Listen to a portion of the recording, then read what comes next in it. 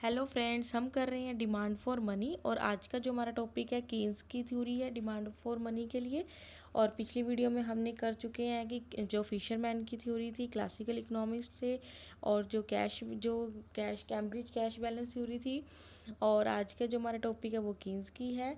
जैसे कि आपको पता है फिशर ने जो डिमांड फॉर मनी के लिए बताया था, उन्होंने ये बोला था कि जो हम डिमांड करते हैं पीपल, वो मनी के लिए सिर्फ अपनी exchange of goods and services के लिए करते हैं। डेली जो ट्रांजैक्शन मोटिव होता है उनका सिर्फ, और जो अगर वो बैंक वगैरह में सेव भी करता है तो उसको भी सिर्फ डेली ट्रांजैक्शन मोटिव के लिए रखते हैं।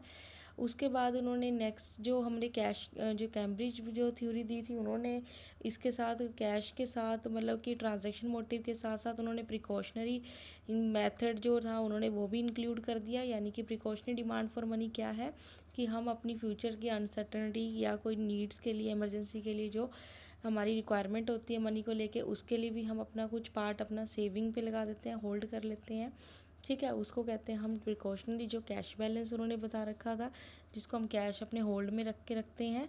उसके बाद जो आज का जो है हमारी थ्योरी केन्स ने थोड़ा सा इसमें एक पॉइंट इंक्लूड कर दिया है कि हमारा जो डिमांड फॉर मनी है वो ट्रांजैक्शन मोटिव के साथ साथ प्रिकॉशनरी और हमारा स्पेकुलेटिव डिमांड पे के लिए भी इम्पॉर्टेंट है। यानी स्पेकुलेटिव डिमांड फॉर मनी क्या होता है, हम आज उसी का जो मेन कंसेप्ट है जो इनकी थ्योरी में वो पढ़ेंगे।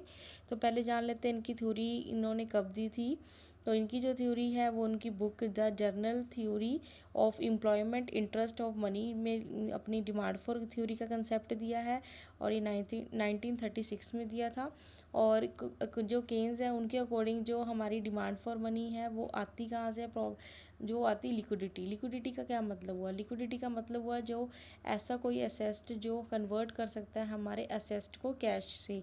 यानी कि जितनी ज़्यादा लिक्विडिटी आपकी होएगी उतनी डिज़ायर आप उसकी ज़्यादा करोगे मनी के लिए। लिक्विडिटी आप समझ गए कि जिसको आप कन्वर्ट कर सकते हो कोई भी सिक्योरिटी, बॉन्ड, ठीक है, गोल्ड, जिसको कन्वर्ट कर सकते हो आप वो कैश में, उसे हम कहते हैं लिक्विडिटी। और जितनी लिक्विडिटी आपकी एसेस्ट की ज़्यादा होगी उतनी उस चीज़ की आप डिज़ायर ज़्यादा करोगे, डिमांड ज़्यादा करोगे। फिर इन्होंने अपनी जो डिमांड फॉर थ्योरी में 3 मोटिव के लिए इन्होंने बता रखा है कि कौन कौन से मोटिव्स होते हैं डिमांड के लिए, हमारे मनी के लिए। तो फर्स्ट इन्होंने बता दिया ट्रांजैक्शन मोटिव, प्रिकॉशनरी मोटिव, और लास्ट इन्होंने बताया स्पेकुलेटिव मोटिव।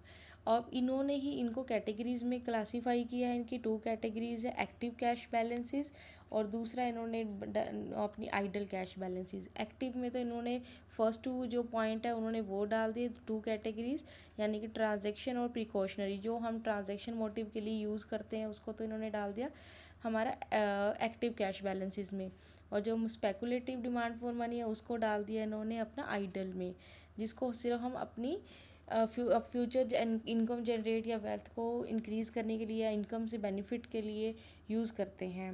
ठीक है, उसके बाद हम फर्स्ट 1 बाय 1 इसका पढ़ते हैं। ट्रांजैक्शन मोटिव जैसे आपको पता ही मीडियम ऑफ एक्सचेंज है, जिसको ट्रांजैक्शन डेली जो रिक्वायरमेंट होती है उसके लिए हम यूज़ करते हैं, उसे कहते हैं ट्रांजैक्शन मोटिव के लिए।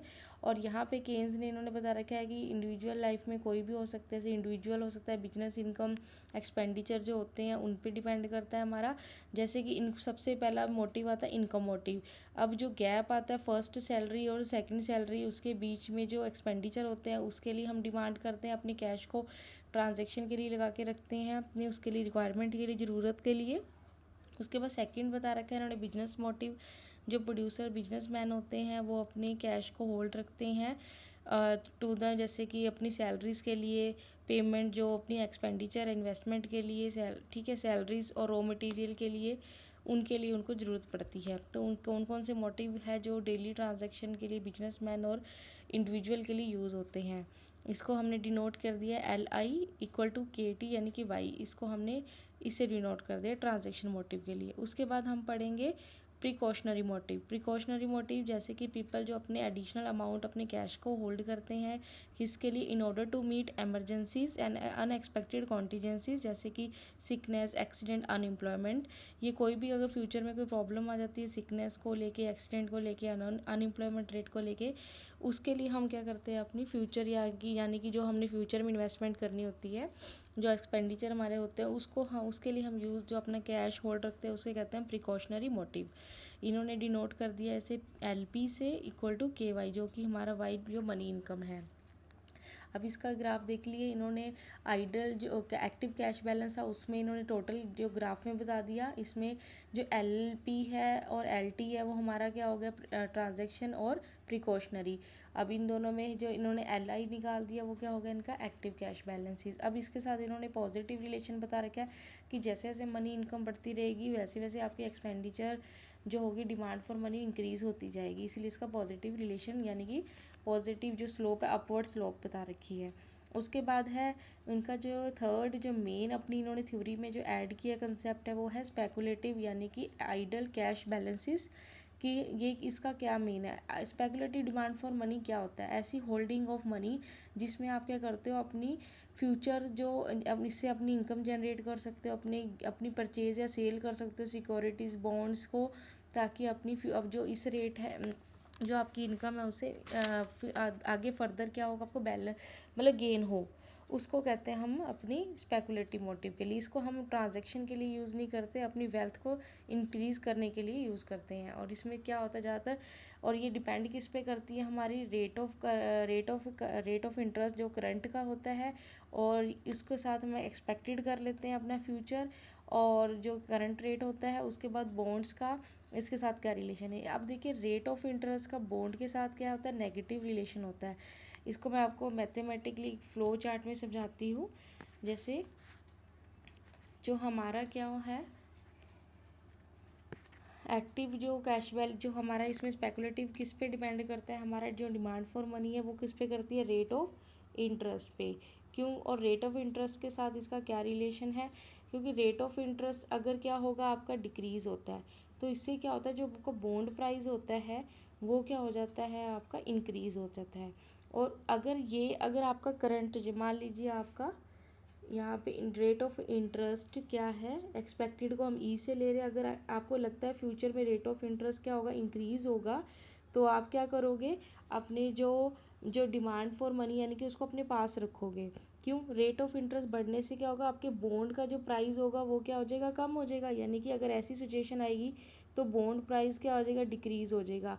तो आप क्या करोगे, इसको अभी इसको होल्ड पे रखोगे। यानी कि अभी रेट ऑफ इंटरेस्ट कम होने का फ़ायदा सिर्फ ये है कि जब आपने बॉन्ड प्राइस को ख़रीदना हो, और आपको बेचना है तो आप इसको फ्यूचर के लिए रखोगे। जब क्या होगा, आपका बॉन्ड प्राइस इंटरेस्ट रेट कम होगा, बॉन्ड प्राइस हाई होगा, तब आप अपने बॉन्ड को आप क्या करोगे, सेल कर दोगे, ताकि जो आपको जो रिटर्न आएगी वो कितनी होएगी, हाई होएगी।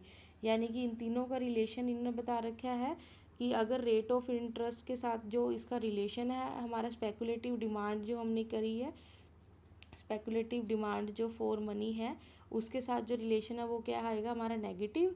और रेट ऑफ इंटरेस्ट क्यों होता है, क्योंकि रेट ऑफ इंटरेस्ट के साथ नेगेटिव कैसे आ जाता है, क्योंकि रेट ऑफ इंटरेस्ट बढ़ने से हमारे जो बॉन्ड का प्राइस हो जाता है वो क्या हो जाता है, डिक्रीज़। इसीलिए हम क्या कर इसका जो रिलेशन है वो नेगेटिव आएगा। और इसका जो डायग्राम है वो ऐसे जाएगा कि जैसे यहाँ पे क्या ले लेते हैं हम, मनी की सप्लाई जो है वो हमारी फिक्स्ड है, ठीक है। और यहाँ पे हम ले रहे हैं वाई एक्सिस पे रेट ऑफ इंटरेस्ट, और यहाँ पे हम ले रहे हैं डिमांड फॉर स्पेकुलेटिव मोटिव, ठीक है। और यहाँ पे जैसे जैसे देखोगे कि आपकी रेट ऑफ इंटरेस्ट मान लीजिए I1 और I2, जैसे जैसे आपका रेट ऑफ इंटरेस्ट डिक्रीज़ होता जाएगा आप उसको क्या करते रहोगे, डिमांड फॉर स्पेकुलेटिव इंक्रीज़ करते रहोगे। यानी कि आपका बॉन्ड प्राइस क्या होगा, इंक्रीज़ होगा, और आप इसको क्या करोगे, ज़्यादा से ज़्यादा अपना जो कैश है वो स्पेकुलेटिव में लगाओगे। डिमांड आप किसके लिए करोगे, अपनी बॉन्ड पे खरीदने पे करोगे, यानी कि बेचने पे करोगे, ताकि उसकी रिटर्न जो आपको मिलेगी ज़्यादा मिलेगी। तो इसके साथ जो रिलेशन है वो नेगेटिव बताया गया है। उसके बाद हम देखते हैं इसमें आइडल कैश बैलेंस, ये तो हो गया। उसके बाद रेट ऑफ इंटरेस्ट का आपको समझ आ गया कि क्या रोल है, ये किस पे डिपेंड करता है, हमारा स्पेकुलेटिव जो डिमांड फॉर मनी है वो करती है रेट ऑफ इंटरेस्ट के साथ, और इसका जितना रेट ऑफ इंटरेस्ट कम होएगा आप डिमांड किसकी करोगे, स्पेकुलेटिव डिमांड की करोगे, क्योंकि इसका जब इससे क्या होगा, आपका बॉन्ड प्राइस इंक्रीज़ हो जाएगा, और आप उसको क्या करोगे, अपने बॉन्ड को सेल करके अपनी रिटर्न ज़्यादा ले सकते हो। तो जो इसका जो मेन है स्पेकुलेटिव का, वो ज़्यादातर बिजनेसमैन अपनी वेल्थ को जनरेट करने के लिए करते हैं, अपनी सिक्योरिटी को सेल एंड परचेज मोटिव के लिए किया जाता है। उसके बाद हम इसमें देखते हैं कि लिक्विडिटी ट्रैप। ये लिक्विडिटी ट्रैप का इन्होंने केन्स में इन्होंने बता रखा है। लिक्विडिटी ट्रैप क्या है कि हम रेट ऑफ इंटरेस्ट को एक हद तक ही क्या कर सकते हैं, डिक्लाइन कर सकते हैं, क्योंकि अगर जितना ज़्यादा, अब आपको पता है जितना जितना रेट ऑफ इंटरेस्ट कम होता जाएगा बॉन्ड प्राइस आपका हाई होता जाएगा और लोग क्या करेंगे, अपने बॉन्ड प्राइस से इनकम जनरेट करते जाएंगे। लेकिन ऐसा नहीं हम कर सकते, एक लेवल तक हम मिनिमम इसकी फिक्स्ड कर देते हैं, क्योंकि ऐसे तो कोई भी अपनी बॉन्ड को अपने पास रखेगा ही नहीं, कैश अपने बैलेंस अपने पास ही रखेंगे।